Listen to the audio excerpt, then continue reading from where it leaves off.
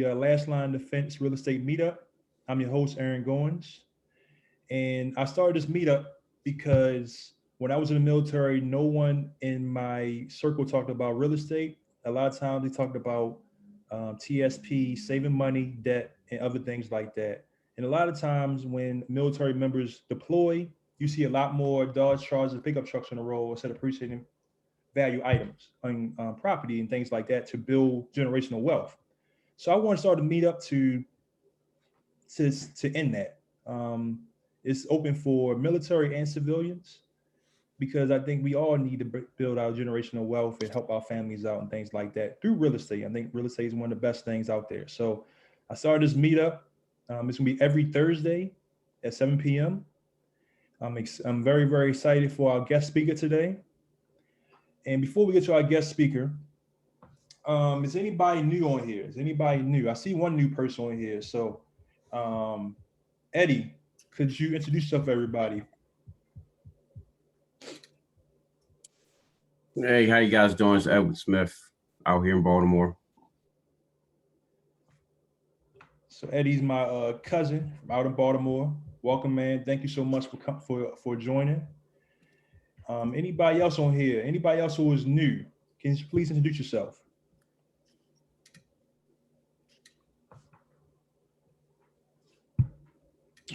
Okay, well, that means Corey has a little more time to talk then. So I want to get to our guest speaker because I know we're going to have a lot of questions to ask for Corey, especially with tax season coming around.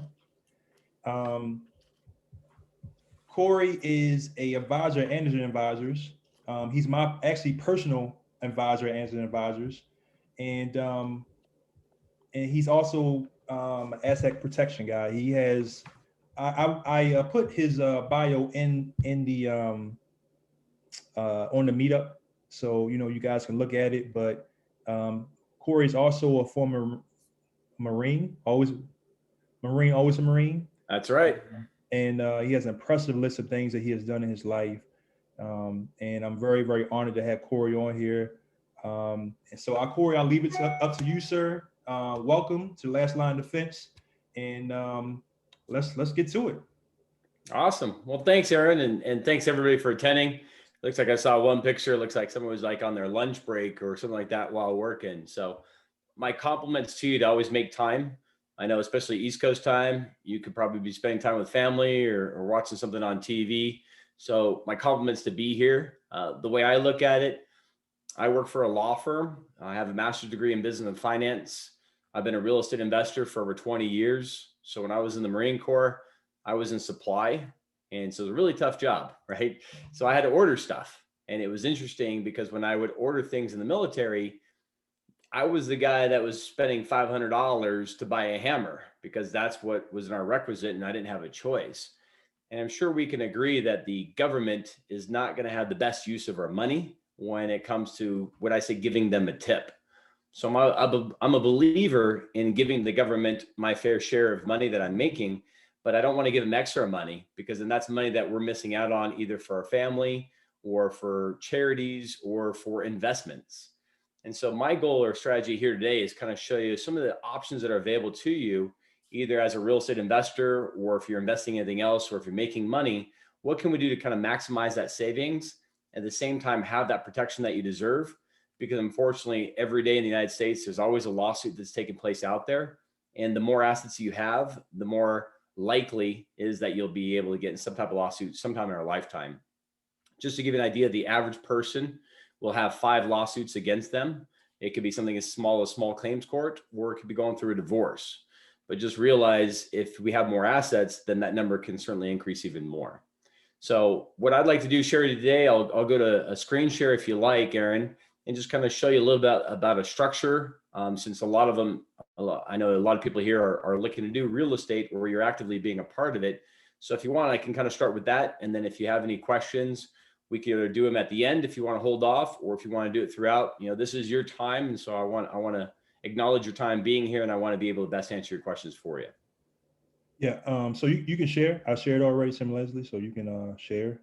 Okay. I know it's gonna be a lot of questions, so let's leave the questions to the last part. Okay. Fair enough. So what I'll do then is I'm going to go to the whiteboard to be able to take place. And when it comes to structure, there's a couple things that you mentioned, Aaron, earlier about taxes. So the first thing when I look at taxes is, for most people, they're not aware that you can be taxed as an individual and then you can be taxed as a business. Whenever you're making money outside of your W-2 income, you always, and I want to emphasize that word, you always want to get paid through a corporation. There are zero benefits in getting paid as to what's called the sole proprietor. Just to give you an example, with Anderson Law Group and Anderson Biz Advisors, we've been around for 21 years. We are a law firm that specializes in asset protection. So when you think of the number of attorneys out there, less than 1% focus doing what we do. Now, when you combine that with our tax strategies, that even makes it smaller than that 1%. And so whenever I look at creating an entity or an LLC, the first thing I want to ask is, well, what's going to be the business purpose?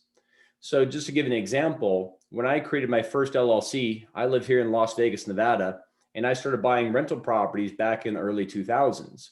My background after the military is I actually moved out here to Las Vegas, and I was in the restaurant business. If you're not familiar with the restaurant business, those are typically long hours. I'd work 70 to 80 hours a week. You'd work nights and weekends. One of the benefits of working in the restaurant business is you get to meet a lot of people, also a lot of locals that would come in and so on. And so through that time, I would meet a lot of real estate investors back in the early 2000s. And they said, hey, Corey, why don't you start looking at buying real estate? And so what I did in the early 2000s is I was what was called a bird dog. And so this is before Google basically existed. And so I would drive around different neighborhoods, look at properties that looks like they don't have anybody in there. And then I would do some more due diligence and research. And then of those properties, I would give it to this real estate investor. And then if he was able to do a wholesale or buy the property, I would get a finder's fee. And that finder's fee was generally between $500 to $1,000. But at the time, I mean, I was making between $25,000 to $40,000 a year. So to make an extra $500 or $1,000 on a deal, and I may get some of these per month, I would get up to 2 to 4 a month. That was additional nice income. And then at some point I said, well, wait a second, instead of me just finding the deals and being the bird dog, what if I actually participate in these joint ventures with you? And so I started to do that. And then in 2008, everything kind of, fell to hell in a handbasket, so to speak. I figured I got to do this right. And so I compliment you that if you're here watching and listening to Aaron, and then you guys being a part of a group, that separates you, because we didn't have Zoom back then. We didn't have this type of way, or Facebook, to really communicate with somebody, to really see what are people doing right and how can I learn from their mistakes. So the first thing I look at is, when we create a corporation, how is the corporation going to be taxed? For example, an LLC is not recognized by the IRS. So if I say, great, you have an LLC, my first question is, how is it taxed? An LLC could be taxed 4 different ways. So you could be taxed as what's called a sole proprietor, or a disregarded entity, meaning it doesn't file a tax return. You could have an LLC taxed as a partnership, 2 or more people or entities. And then you can have an LLC taxed as a corporation, an S Corp or a C Corp. And then you can have a true corporation, an S Corp or a C Corp, which has an Inc. at the end, just kind of give you a difference. So if I have an LLC taxed as an S, or if I have an S corporation, from the IRS perspective, they are identical. So whenever you're looking to buy real estate or flip, the first thing we look at is, well, what kind of structure do we want to have in place? So for example, when I had my first LLC created, I didn't know what to do. Oh, somebody's still there. And so what I looked at then is I said, all right, well, let me create an LLC. So I went to an attorney. The attorney didn't understand real estate law, so he referred me to somebody who did. That attorney charged me $2,000 to create the LLC, and then he taxed it as an S Corp. So I go to my CPA a few months later. I'm so excited. I finally have an LLC for my rental properties. And my attorney says, or my CPA says, well, why did you get it taxed as an S Corp? Hey, hold on for my Corey. Hey, Lawrence, can you mute yourself? You gotta be built. Lawrence, can you mute yourself? Hold on, I'll mute him. I think you can do it on your end too. Yeah. They was done. I can't do this. I can't do this. They move, do this, and what they keep on late. Okay, we good. There you go. Don't you wish we could do that sometimes with our spouses or kids? Oh, you're on mute. See, I couldn't hear Don't that. get yourself in trouble, Corey. Exactly right. So what I was just saying, that last part is, so when I went to my CPA says, great, congratulations, you got an LLC created. How was it taxed? I didn't know what she meant. So I go to my attorney and I found out it was taxed as an S Corp. So I go back to my CPA, and Adele is her name at the time. And Adele says, well, why did you get taxed as an S Corp? These are rental properties. You don't want to have your rental properties owned in an S Corp. So I'm like, so she says, well, he's an idiot. And so I'm suddenly, who do I listen to? Do I listen to my CPA? Do I listen to my attorney? And it got to be very difficult to know forward as far as what's going to be the best strategy. And so what I really admire and what I like about us here as a law firm, we have over 300 employees, but on top of that, you have the law portion, you have the CPA, the bookkeeping, all that's combined. I'm also a retirement specialist. So like Aaron earlier, you mentioned about TSP funds. A lot of people aren't aware that once you leave the military, you can move those TSP funds, and then you can move it into what's called a self-directed plan, like a self-directed IRA or a qualified retirement plan. So you don't have to invest just in stocks and mutual funds. If you want to invest into cryptocurrency, Forex, real estate, you can do all this, but your financial advisor is not going to give you that information because, well, it comes down to one word. It's what I call the F word. They're not going to give this information because of fees, right? They make money off of us. And so they're not going to give you information that inherently they're not going to benefit from. And so what I love about what I do here is I'm here to be able to give you the advice and some suggestions that work a lot for our clients. And then if you want to have a one-on-one consultation, just reach out to me, reach out to Aaron. I'm more than happy to be able to talk to you about your specific needs as well. So let's talk about the structure then a little bit. And so if you look here on the screen, I created an orange box. And the reason why we do color coding is because not every LLC or corporation serves the same purpose. So this corporation here, this is what I would call your active business. So the first question that I usually come into place, well, what is an active business? An active business is something that you're personally participating in being a part of.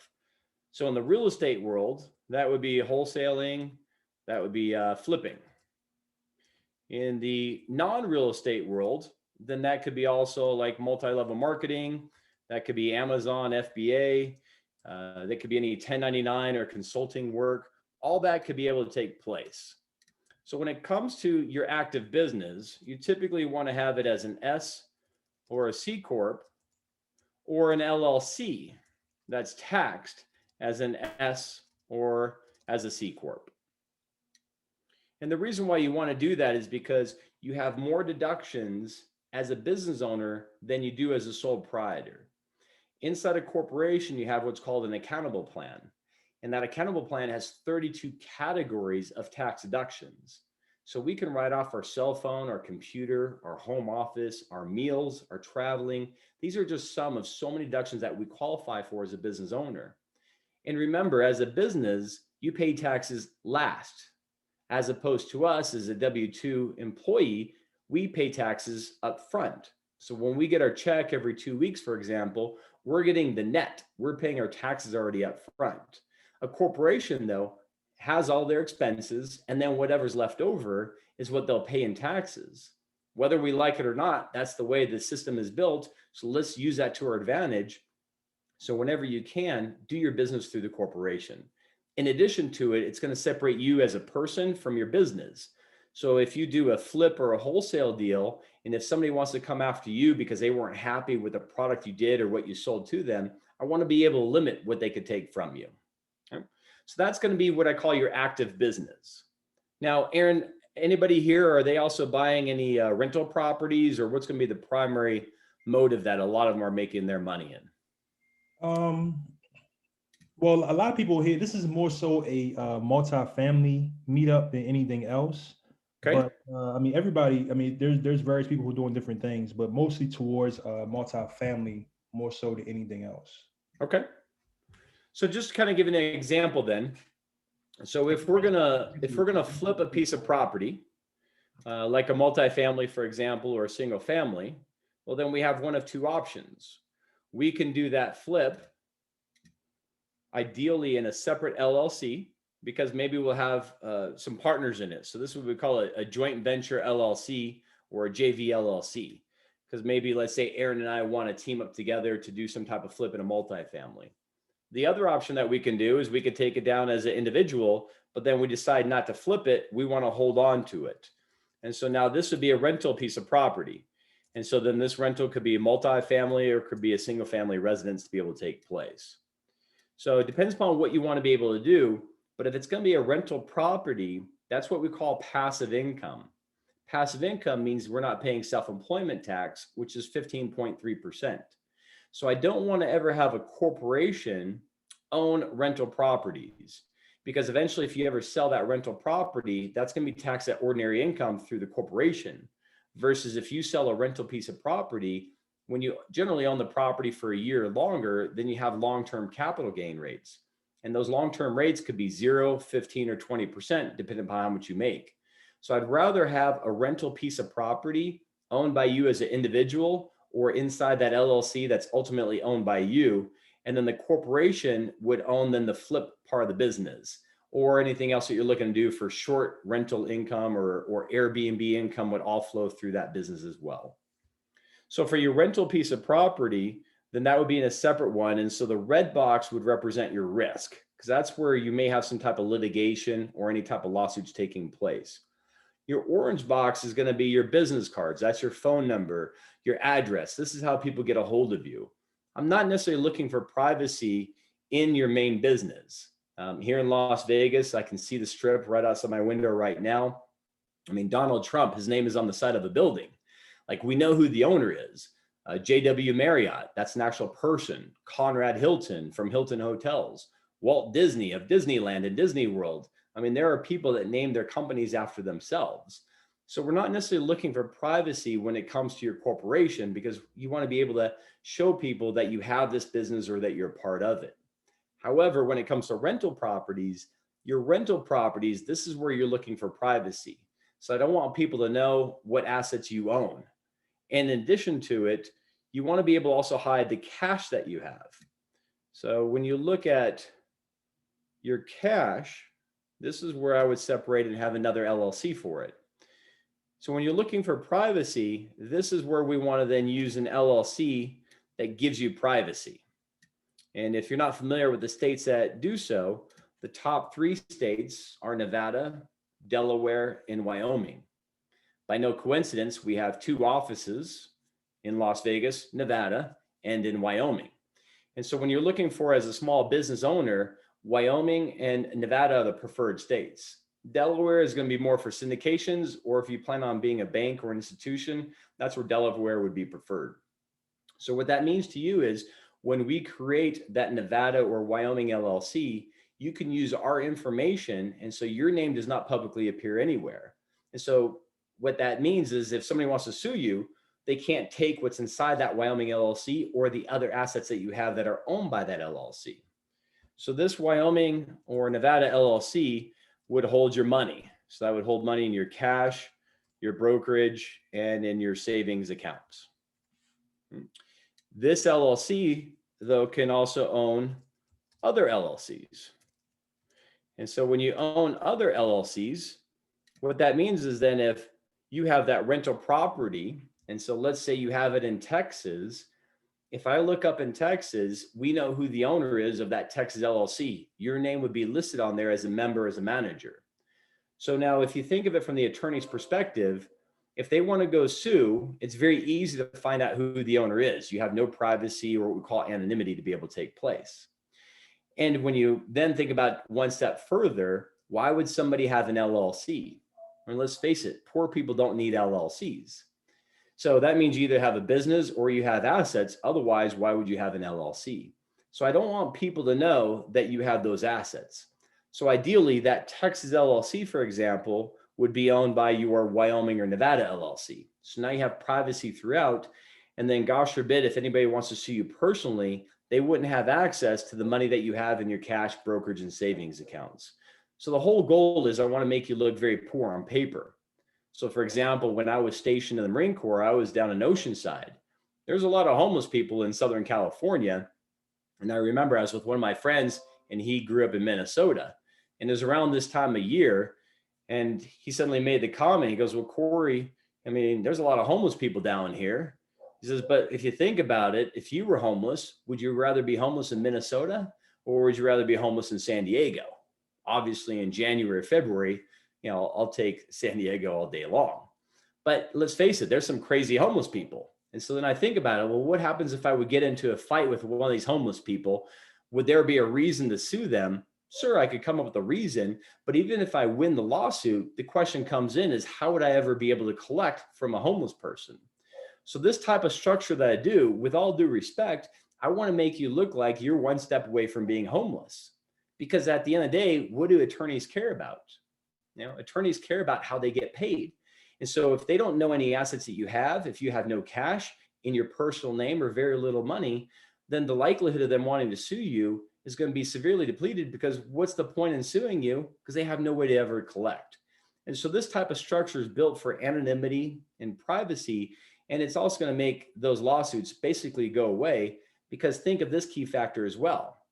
If you have a Texas rental property for your multifamily unit, so if somebody slips and falls, our only line of defense would be insurance. But we understand insurance is a for-profit business. So just because you have insurance, it doesn't mean it's going to be covered. It doesn't mean it's going to be covered to the full amount. There's always that fine print. So you always want to have an LLC to be able to take place. But when you think about it, then the LLC is owned by an out-of-state LLC.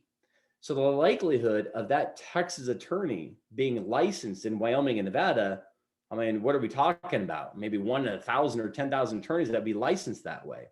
So the likelihood then of them wanting to continue the case, they can't do this on a contingency fee. The contingency fee is what we see on those billboard ads. The ones, in Iraq, need a check, give me a call, we'll go after them for you. That kind of person.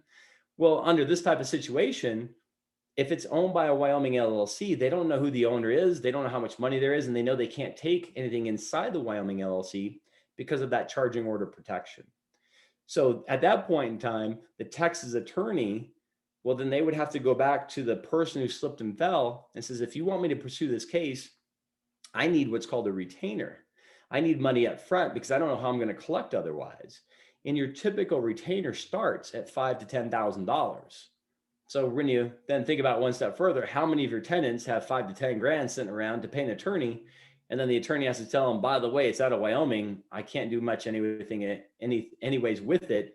So the likelihood of going through this case is going to really be pointless, but I'll be more than happy to take your 10 grand. That's how the conversation would typically go.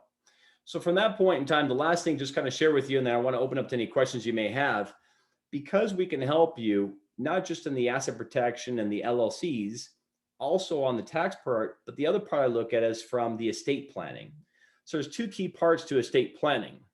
The first one that I look at is a living trust. I just spoke to a client yesterday, and she was unfortunately involved in that Dallas accident last week where there was a 100-car pileup. Thankfully, she is safe, but she still looked at it. She goes, my goodness, Corey, what would have happened if I got severely injured or something worse would have happened? She was in her 30s, and she says, I thought I'd live forever. The benefit of having then a living trust is that this is all part of your estate plan. So gosh forbid, if something happens to you or your spouse, we want to make sure you're covered. And so this is where, from a structure standpoint, your living trust would own your Wyoming LLC. Your Wyoming LLC holds your cash, your brokerage, your savings accounts. Your Wyoming LLC would own any of your rental properties. Your living trust would be then the owner or the shareholder of your corporation. So if something happens to you, then your living trust kicks in with guardianship, power of attorney, HIPAA requirements, distribution of assets. All of that is covered inside your living trust. And then the other part of the estate planning that we look at would be from a retirement account standpoint. So now your retirement account can be sponsored by your corporation. So if you have any old either IRA funds, if you have any TSP or any old 401k funds, these now can transfer into that retirement account. And by transferring there, now you can invest it into real estate or do any other investments that you see fit. So that in a nutshell is what your structure would look like. And then my job is to help you to create anything that you see on here that you think may be most important. So with that, Aaron, I'm more than happy to open up to some questions or how you want me to kind of proceed from there. All right. Well, thank you so much, man. I know we want to have a lot of questions. Let me start it off. Just going back to this trust, and I was going to say that so with the trust, what is it? Is it best to have an LLC state, have an umbrella LLC in one of your one of the states you talked about, Wyoming, Nevada, or Delaware, and then over that umbrella LLC, you should have a trust. Is that the best way you should probably do it for asset protection? Well, correct. Now, the living trust that we're referencing, a living trust isn't built for asset protection. A living trust, because your name would be on there, Aaron Goins as a trustee. So there's no privacy in the trust. Right. The point of the trust, though, is to avoid what's called probate. Depending upon your state, the average probate is 18 months long, and the fees that go with probate are $15,000 to $30,000 on average. And it could be contested by anybody. So you have basically 3 levels of estate planning. The first level is having no plan, and then that's where the state kicks in, and that's what goes through probate. The next level is having a will. A will, though, will still go through the probate process, and it can still be contested by anyone. So the preferred option is having that living trust, because that's a private document. Nobody knows who the beneficiaries are.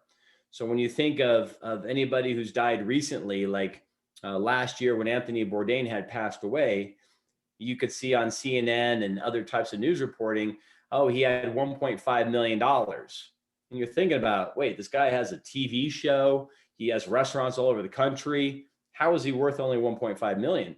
That was the only part that he didn't have involved in the living trust. In reality, he was worth over $100 million, but nobody knew his true net worth. Same thing that happened just to the Black Panther star. When he knew that he was about to pass away, he had set up the trust so that it can go then to his spouse to be able to take place to avoid going through probate, especially in California where it's very expensive.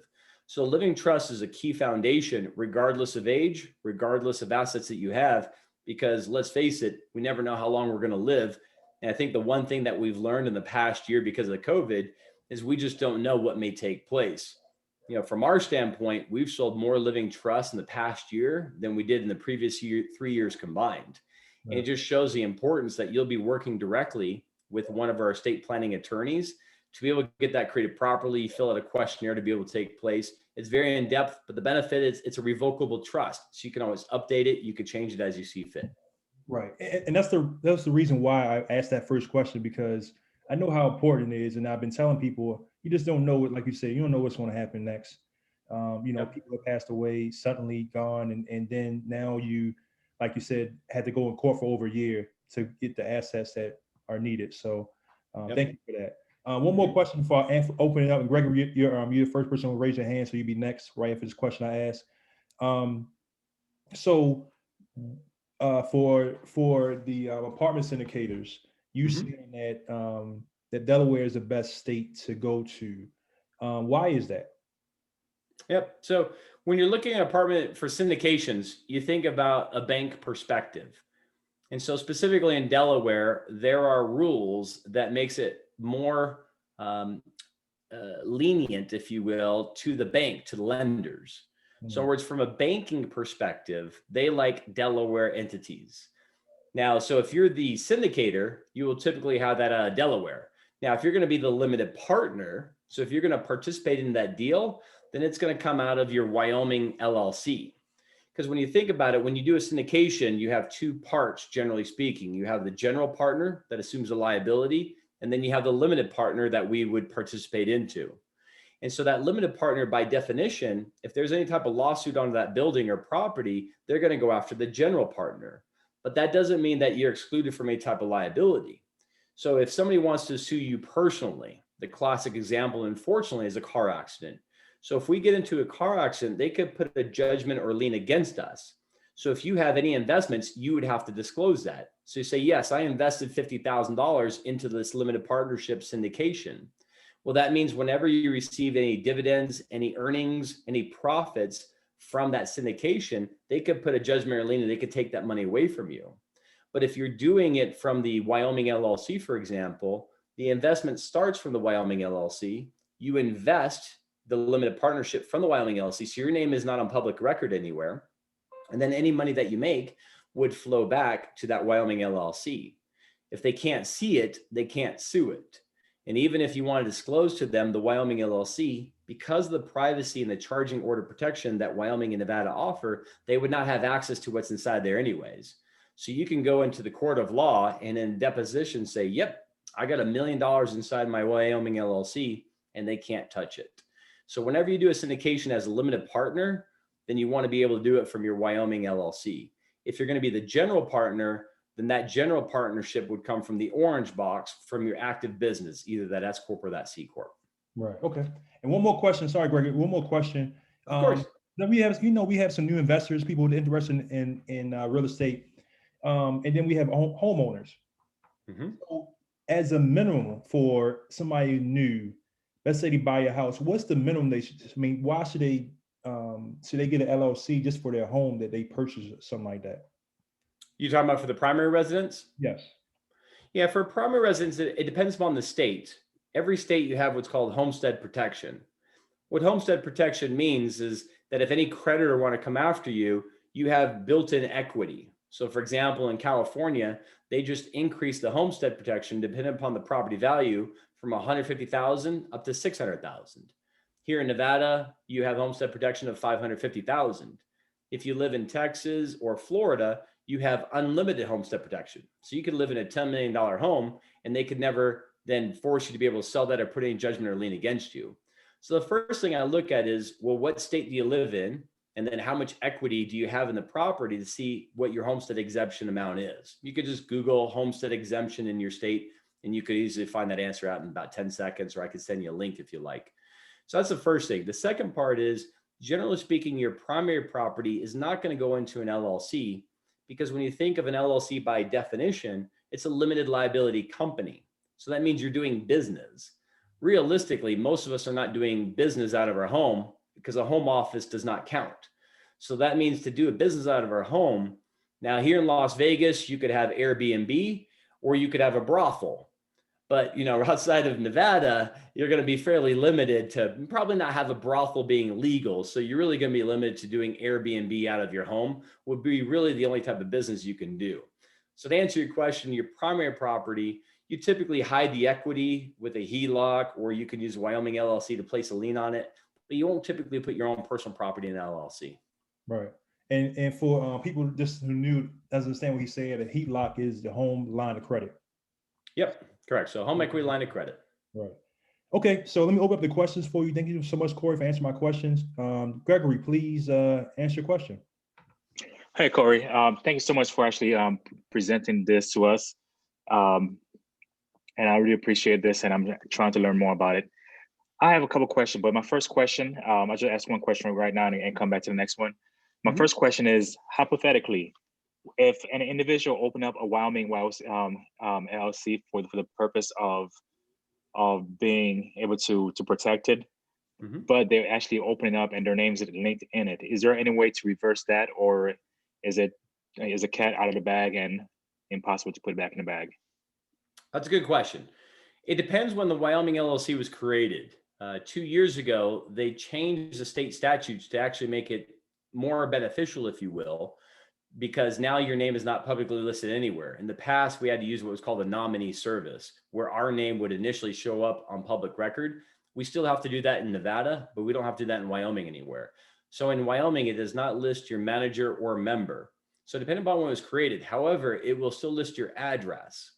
So there's two addresses that you would see. The first one is what's called a registered agent.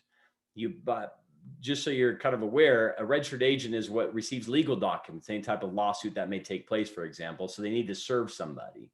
You never want to be your own registered agent. In addition, you can't be your own registered agent if it's a Wyoming LLC unless you live there. So the other part then you look at is they're going to have what's called their business address and the mailing address. Now, both in Wyoming and Nevada, they tightened up their laws in the last couple of years. So for example, when I created my first LLC 15 years ago, I used a local suite, a PO box from Postnet is what I used.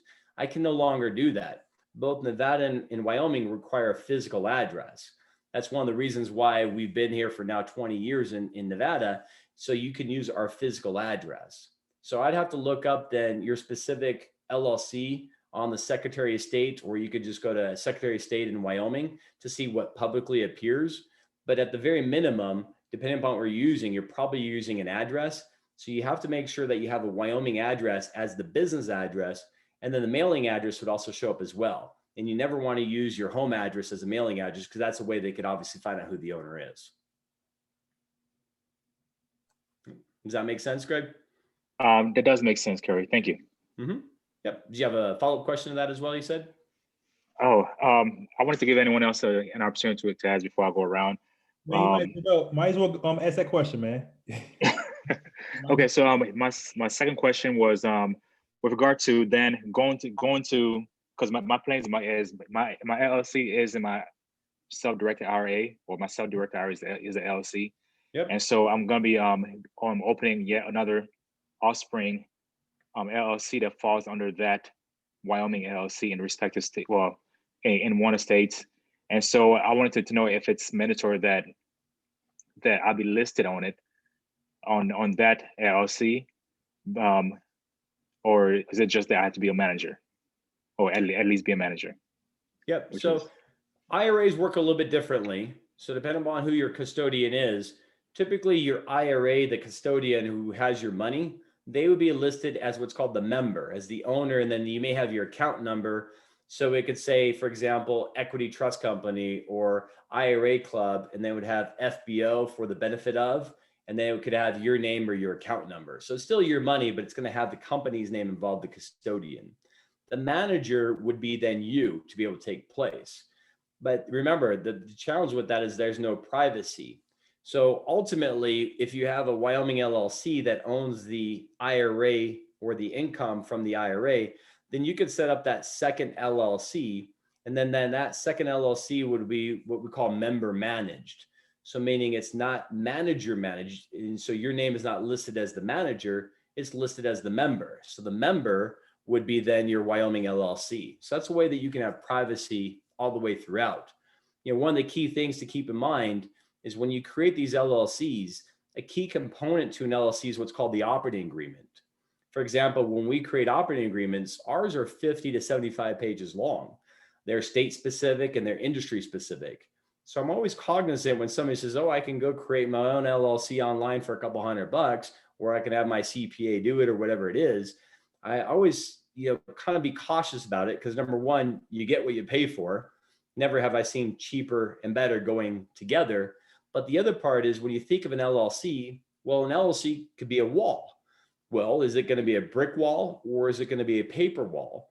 And the biggest difference that you're going to know the difference is what state is it created in, and then what kind of operating agreement goes with it. So when you're creating an IRA LLC, that operating agreement is going to look different than the orange box or the blue box to be able to take place.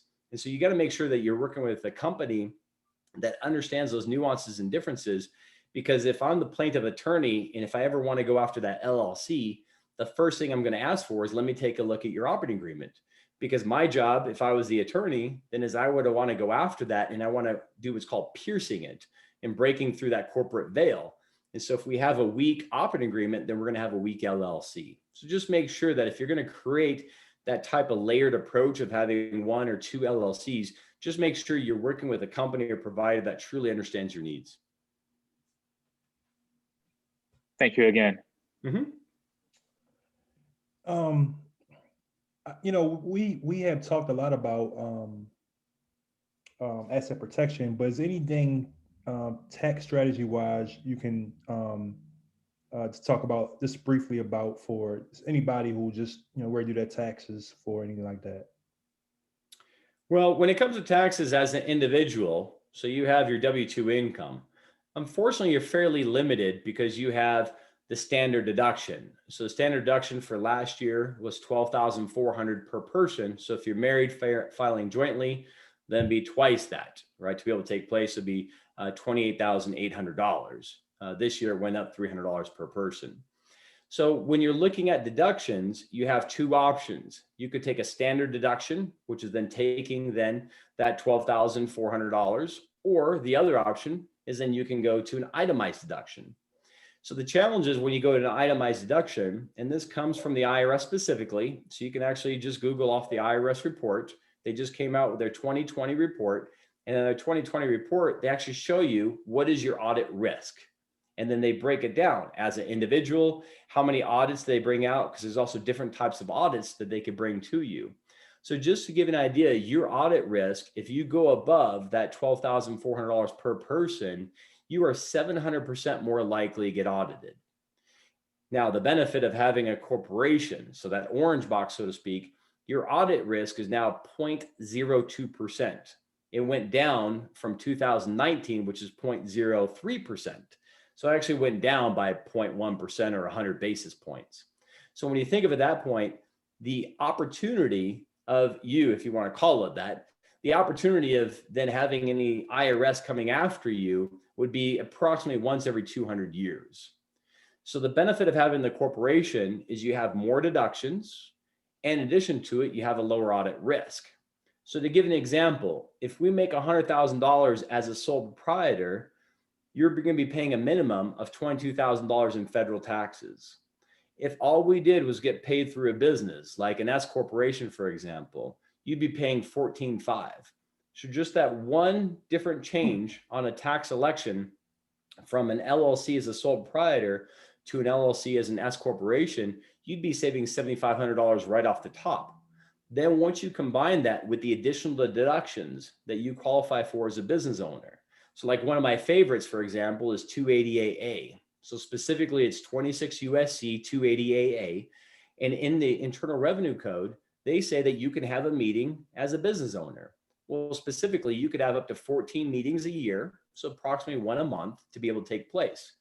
So when you think of, well, where am I going to do this meeting? So like my wife, for example, she works at MGM. So they have companies coming in all the time, but they also have those small boardrooms that you could do at a hotel, at a Westin, a Marriott, whatever it is. So what do? You call up the Westin, say, yes, I'd like to have a boardroom meeting. I need a big screen TV. I need a phone service. I need to be able to have internet. Then they can come back and say, you know what, Aaron, we're more than happy to do that for you. It's going to cost $2,000 a day. And then you look at your wife, your spouse, your business partner, and you say, you know what, I don't want to travel right now because of COVID. So why don't we just do the meeting out of our house? Okay, well, what do we charge to have the meeting? Well, I got a big screen TV. I have internet. Well, if the Westin says it's $2,000 a day, then I can take that $2,000 a day deduction as well to the business. So when you multiply 14 days times $2,000 or $1,000 a day, that could be $14,000 to $28,000 in additional deductions. So what's so really awesome when you have that corporation is there's just so many other ways to be able to do that. So when it comes to tax strategies, it just depends upon what you're be able to do. But this is where I help out clients from nonprofits to retirement accounts, opportunity zones, conservation easements. These are all things that depend upon how much money you're making and what you're looking to be able to do with it. This is where we can have that one-on-one conversation to be able to see what would be best suited for your needs. All right. Thank you. Thank you so much. Yeah, because I mean, whether we like it or not, taxes happens every year, right? A lawsuit may happen, like we said, 5 times in our lifetime, but we know tax happens every year. So what I like about this type of structure is you're getting the benefits of both worlds. You're getting the asset protection, the privacy, and then in addition to it, heck, if I could save $20,000, $30,000 a year in taxes, that's a pretty good benefit too. Yeah, absolutely. Absolutely. Any more questions for Corey, please? I see 2 people. Yeah, this is Jesse. I have a question for Corey. Okay, Corey, I have an Airbnb in Georgia, and I have an LLC in Georgia as a single member LLC, and I have a registered agent because I live in North Carolina. Okay. In order to change my LLC into an S corp, would I have to redo everything, or? Good question. So one of our favorite answers here at Anderson is it depends, right? Because there's a couple ways to be able to look at it. But to answer your question, Jesse, so there's 2 things to consider. Number 1 is the income, and number 2 is the asset. So based upon the structure, Jesse, I'll ask you the question: where should the income flow to, based upon the chart that you kind of see here on the screen? Well, based on what you said, I would say to the orange box. That's correct. Because the LLC. You are correct. So your Airbnb income would be flowing into here. That's correct. So your Airbnb would flow to there. Where should your property be? Well, my property needs to be in the LLC. That's right, but not in the same LLC. It would go into that red box to be able to take place. Okay. Then either you or the Wyoming or your living trust would be the owner of that red box. You always want to keep it separate. I call it church and state, right, to be able to take place. So, because here's what we know about Airbnb. As you know, you have to have a minimum insurance now of $1 million. But unfortunately, everybody else knows that as well. So now you're seeing a lot more lawsuits coming into place in the Airbnb world. I just had a client deal with this 2 weeks ago. So the Airbnb tenant, they were out of Idaho and they slipped and fell because that's what happens, this time of year to be able to take place, but actually took place last year. So the person then fell down the stairs. And so now they're suing. And he goes, well, great. I've got $1 million policy coverage. And so just because, by the way, this person falling down the stairs, the insurance has offered them $300,000. You're like, this just seems crazy. I fall down the stairs more than once. And I mean, I might have hurt my hip, but nothing major, but okay, $300,000. And when I'm talking to the client, he goes, Corey, that's not the worst part. It's dealing with the insurance company. I feel like I'm battling my own teammate, so to speak. And he goes, this has been going on now for a year. So you always want to separate the property from the income to be able to take place. And this is true in residential assisted living. This is true in Airbnb. If you think of a hotel chain, the Westin, the name is so well protected, but if you ever walk into a hotel, you'll see behind the front desk there, Jesse, you'll see usually a little plaque, and it says it's managed by the Westin, but it's actually owned by this LLC. So the concept is if you slip and fall on the Westin property, we think we could go see Westin and sue them. But the reality is Westin's going to say, we're just managing the property. You have to go after the owner. And so you want to do the same thing with your Georgia property to be able to take place. Now, when it comes to then the taxation, it depends upon how your LLC is currently taxed. But if you're the sole owner as a disregarded entity, then yes, you can file a form. It's called a 2553. That's the IRS form, where then you can make it as an S election. If you made money last year in 2020 with the Airbnb income, you have until March 15th of this year to say for last year, I would like to have that tax as an S corp.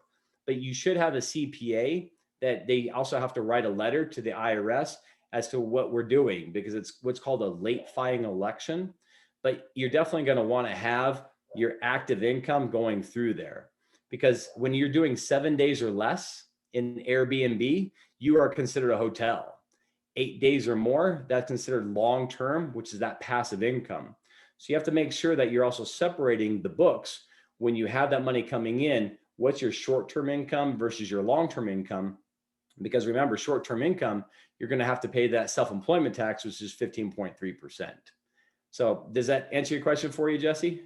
Yeah, I do long-term. I don't do any short-term. So that kind of eliminates that. Yep. Your other question is, I just got my LLC in January, but I did operate my Airbnb last year. So can I still file the paperwork before March 15, or do I just need to do that going forward? Unfortunately, you can't go back in time only to the point where the LLC was created. So if the LLC was created this year, you wouldn't be able to make any changes for 2020. The benefit is if you're doing long-term, I would still have a separation though of the property to the income. So ideally you should have at least 2 LLCs, one for the income, one for the property. Okay. All right. Thank you. Yeah, my pleasure. Because also think about it. If you live in North Carolina, because like I was in the military, I was stationed in Wilmington. And I didn't know what humidity was like, by the way, until I went out there. I'm like, why did I take a shower? Like it seemed kind of pointless.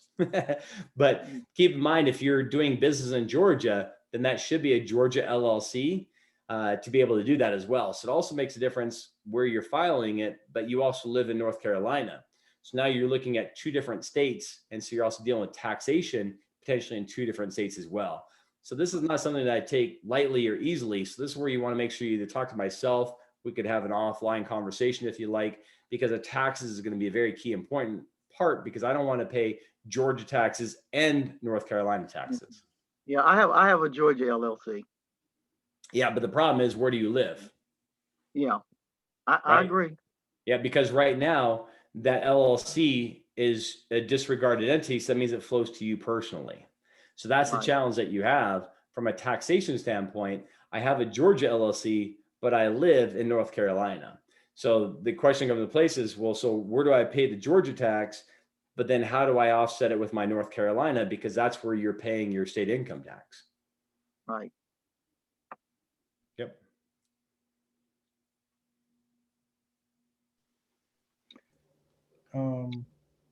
I have a question also, another one. It's Greg. Yeah, go ahead. Hi, Go ahead, Corey. Greg. Corey, so going back to the orange box, right? The Wyoming LLC, for example, or the blue box, the Wyoming Nevada LLC. So if that LLC is the one that actually maintains the money, am I correct? That's correct.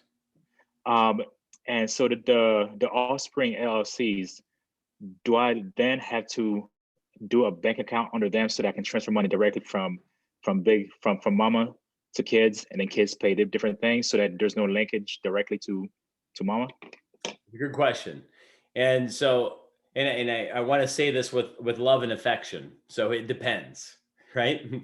So it depends on several factors. The first thing I look at is, are you managing the properties personally or using a property manager? If you're using a property manager, well, then the property manager could pay directly the Wyoming LLC. If you're managing the properties personally, then the first thing I look at is, where do you live? So using Jesse as the example, living in North Carolina, has property in Georgia. Well, then where do we accept the money? So you have two options if you're managing the properties. If you're managing the properties, option number one is you can have a checking account associated with that LLC for the property, and then they could deposit that money with the local bank or Venmo, whatever it may be. But if you've got 3, 4, 5 rental properties, that can sometimes get a little bit difficult to keep track of 3, 4, 5 different checking accounts. So the other option is then you could be the property manager. So the benefit of having that corporation is it's also going to be what's called income shifting. So instead of all that money hitting your personal tax returns, which specifically rental income would go onto your Schedule E on your 1040, now what we can do is imagine taking money from your left pocket to your right pocket, and your right pocket being your corporation. So depending upon how much money you have coming in, what you can do is then your corporation can charge management fees, which means less money going to your 1040, which ultimately means paying less in taxes. So you can have the property management company accept the rental income, or you can have the tenants paying the LLC directly. And then what the orange box, the property manager, would do is it could charge a fee to manage the red or the blue boxes, so to speak. So it could be done a couple different ways. And so that's why I say it depends, because it depends if it's in state or out of state, if you're managing it, somebody else is managing it. Those are all different factors that would matter. Thank you for that answer. Finally, one last question. I know I've asked a lot. Is with my Wyoming LLC, I guess not hypothetical raters, they might. With my Wyoming LLC, if I'm trying to set up a bank account, because I don't live in Wyoming, of course, and so in the respective state where I live, I'm going to use a bank from there. Are they going to ask for an address that's in the state, or is it the registered agent's address? Can I use that? Well, we can't use a registered agent's address to be able to take place, because that's the registered agent is to receive any legal documents, and banking or bank statements are not legal documents. Now, the benefit, though, is if you think of it from a bank's perspective, they want to make sure we're not a terrorist, if nothing else, right? So I don't want to hide from the bank, because also the bank is not going to be in the business to sue me personally, right? The mortgage company, if I'm making my mortgage payments every month, they're not going to sue me. I've had money for years at Wells Fargo and Bank of America. Not once have they ever come after me, right? They may charge me some fees, but that's about the extent of what they would do. So when you open up that Wyoming LLC, a couple of key things to remember. Number one, we never want to file that into another state, because number one, that's going to give up that anonymity and that privacy. So I'm going to satisfy the bank's requirements. So I'm going to come in with what we call our binder. And with our binder, it includes the operating agreement, the articles of incorporation, the EIN number. Banks are very happy with that because it's all very detailed and it all comes together. So by and large, you can open up that bank account to whatever bank you work with. generally speaking, I would work with the same bank that you traditionally bank with now, because the nice thing is then you can move money back and forth from your Wyoming LLC, which in essence would be like a new checking account. And then you can move it to your personal account to pay the bills. And if it's with the same bank, then they don't withhold those funds. So you won't have that 1 to 3 day hold. So if the bank is usually going to be fine with that, if you want to give them your personal information, I'm okay with that, because bank records are not a public record. I'd have to have a court order to be able to have access to any type of bank statements. So I'm going to supply the bank whatever information they require. So I can have them say, hey, my mailing address is my Wyoming LLC, but my local address is here, my home address. And I'm okay with that, because again, they're not going to be in the business to sue you. Thank you. That's a relief. That's one of my concerns. Thank you. Yeah, my pleasure. And if, by the way, if you ever needed help, we actually have letters, right, that we have already drafted up to be able to take place, because every bank is different. I had a client who had difficulty at Chase. She ultimately had to go to 3 different Chases to get it opened up. So if you ever have any challenges or something like that, we can always walk you through the process to be able to take place. But the problem is you're dealing with so many different bank business companies, and so to speak. And so they don't always understand the nuances or differences to be able to take place to be able to do that.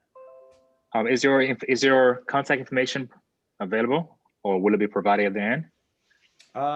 It depends who you want to be able to work with, because most of the people I work with, I have contacts at Chase, Wells Fargo, and Bank of America, the big 3, to be able to do that. But they're all Nevada based.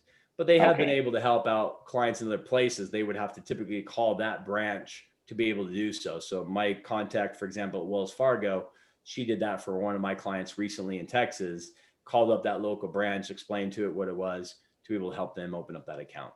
But again, most of the time, it's not even an issue. All right, awesome. Thank you. Mm-hmm. Okay, so a couple more questions. Anybody have any questions for Corey? Jasmine, do you have a question? I do, yes. So one question is how to reach you, Corey. Trying to, as listen to all this, and I've, you hear this stuff a lot, and every time it's always mind blowing, because there's a lot that goes into it. I know probably answer for it is it depends, on a person's situation, but I guess in general, to set up a meeting and to be prepared for that meeting, what is it that we may need to present to you, or someone in your office to have this whole asset and tax discussion? Yeah, absolutely. So I'll put in the chat first of all. So I'll put my email address. So it's my first initial last name. So my first name of Corey, last name is Posgay, Posgay at AndersonAdvisors.com. Also my phone number, my direct line is 702-830-9956. Now, just be frank with you, I'm on the phone all day long from 7 o'clock till 5 o'clock. So if you call me, it's probably going to go to voicemail, and then I usually forward that to my assistant to call you back. Emails are a great way to communicate. And then what I would suggest is just send me a quick email. Let me know that you were here in the webinar with Aaron. And then the next step is, and I will have typically my admin, Michael, he'll reach out to you to find a time that's going to work best. Usually we break it to about a 30 to maybe a 40-minute conversation. And then we'd like to send you a questionnaire in advance, just so that you can kind of fill it out. So if you have any specific needs or questions, or if you have existing LLCs, we can kind of go over that to see how it can fit into the structure. I don't want to suddenly create 5 new LLCs if we don't need to. I want to make sure that we're satisfying the need of what you want. And typically it's going to be asset protection, privacy, or lowering our taxes. So that's where I kind of have to see as to what assets you have and what's your ultimate goal. So to answer your question, that we would send you a questionnaire, and if you could fill that out before we actually have that meeting, it's helpful, because I try to plan, several minutes before every call, just so I can review that.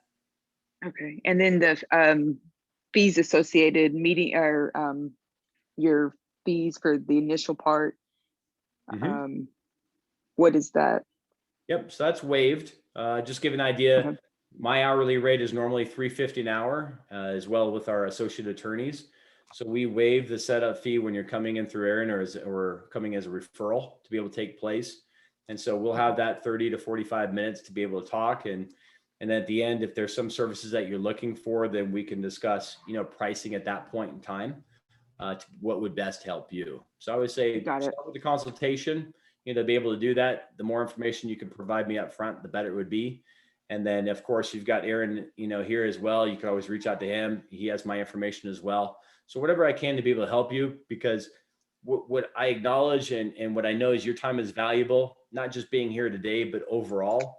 And what I like about talking to people like yourselves, the entrepreneurs, whether you're still working that W-2 job or whether you have other income streams coming in, I think what we've realized because of COVID and everything else kind of taking place is we can't solely rely on an employer, and we also can't solely rely on government. And so if you can take control into our own hands and control your own destiny, but unfortunately, there are always going to be people out there that are going to be those negative people in our lives that say, you can't do it, you shouldn't do it to be able to do that. And so it gets to be difficult as to who do you get advice from? And how do you know the difference between good advice and bad advice? You can look anything up on the internet, but that could be both good and bad. And so what I really enjoy to be able to speak with yourself and entrepreneurs is because we've been doing this, right, for 21 years. I have a master's degree in business and finance. I'm a real estate investor. I didn't get into the cryptocurrency part, so which sometimes I kind of regret, but I do Forex, I do stock trading. There's other things as well that I'm very knowledgeable and helpful with. And I also work with 300 employees. So the benefit is if I don't know it all, well, I can go to our attorney. I got 2 attorneys right next door to me. I have my CPAs. So we can always get those questions that you're looking for as to what's going to be best suited for you. Thank you. Yeah, my pleasure. Okay. Any more questions for Corey? I had a quick question. It's Edward. Do you guys primarily work with real estate, or do you work with other industries as well? I'd say probably our top 3 clients are real estate investors. But when we started 21 years ago, it was actually stock investors, options trading, for example. And so those are the primary 2. And the third one are dealing with doctors, because most doctors I know are not happy being doctors, but they're making good money. And so what they're looking to do is try to have multiple streams of income coming in. But to answer your question, we can help out in any business. So as long as it's a legal business, we can help out. So I've been doing a lot of Amazon FBA, eBay fulfillment, for example, multi-level marketing. If you have your consulting business or doing something else in place, we can help you in all those areas as well, because it still comes down to that corporation and the taxation that goes with it and how we can maximize it. Okay, so in general, the diagram that you had up earlier, you generally want to keep your I guess your management and your business assets separate, and your business assets would be in the secondary LLC that has that protection. That's the general thrust of what you were saying. That's correct. So Just like earlier, I understood. Yep, no, you got it exactly right. So just whether it's Airbnb or take example, I had a call earlier today with a doctor. He's in Tallahassee, Florida. So he's a physician. So he has to have that physician income. So he's in a professional LLC that we created for him. But then he also has his practice, his office, where he sees the clients, his consultations. So we have that in a separate LLC for the property. And then what the property does, it leases it back to his business practice. And then that's the first step. Then the second part, we look at the property and say, okay, what can we do to maximize deductions? And so this is where we looked at cost segregation with bonus depreciation. His wife is a real estate agent. So now we're able to capture even more deductions to be able to take place. These are things that his CPA had no clue what to be able to do. And so it just was nice because now you're dealing with somebody who truly understands what you want to be able to accomplish.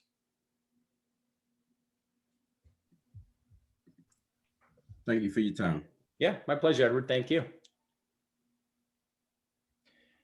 All right, guys. So any more questions? One more question for Corey. Anybody has one more question for Corey before we wrap this up for him? I don't have a question, but I do have a comment. Thank you so much, Corey, for the education. I am actually a client of Anderson, and it has been the game changer for me ever since.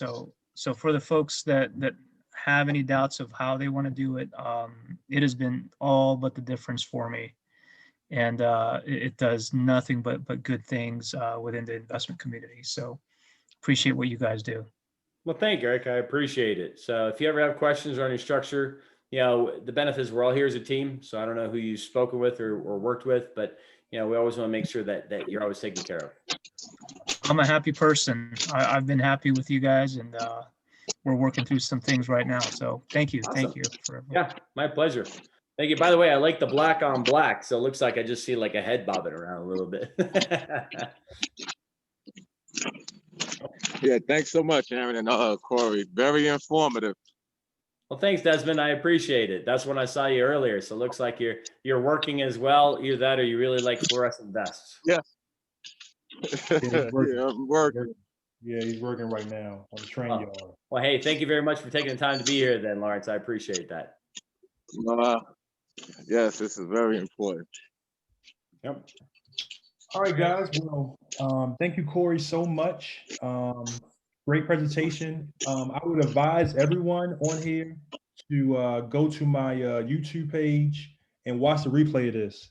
It'll be coming up tonight. So, you know, you can guys replay it and watch it over and over again and you know, learn the teachings that Corey has given us. So thank you, Corey, so much. Before I let you go, and you're welcome to come to the breakout rooms as well.